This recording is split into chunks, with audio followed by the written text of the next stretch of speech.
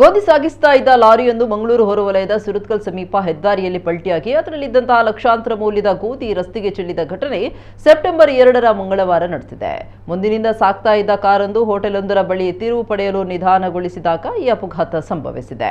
ಕಾರಿಗೆ ಡಿಕ್ಕಿ ಹೊಡೆಯುವುದನ್ನು ತಪ್ಪಿಸಲು ಪ್ರಯತ್ನಿಸಿದ ಲಾರಿ ಚಾಲಕ ವಾಹನವನ್ನ ಬದಿಗೆ ತಿರುಗಿಸಿದ್ದಾನೆ. ಈ ವೇಳೆ ಲಾರಿಯು ನಿಯಂತ್ರಣ ಕಳೆದುಕೊಂಡು ಪಲ್ಟಿಯಾಗಿದೆ. ಗೋಧಿ ರಸ್ತೆಗೆ ಚೆಲ್ಲಿ ಲಕ್ಷಾಂತರ ರೂಪಾಯಿ ನಷ್ಟ ಉಂಟಾಗಿದೆ. ಜೆಸಿಬಿ ಬಳಸಿ ಲಾರಿಯನ್ನು ತೆರವುಗೊಳಿಸಿ ಸುಗಮ ಸಂಚಾರಕ್ಕೆ ಅನುವು ಮಾಡಿಕೊಡಲಾಗಿದೆ.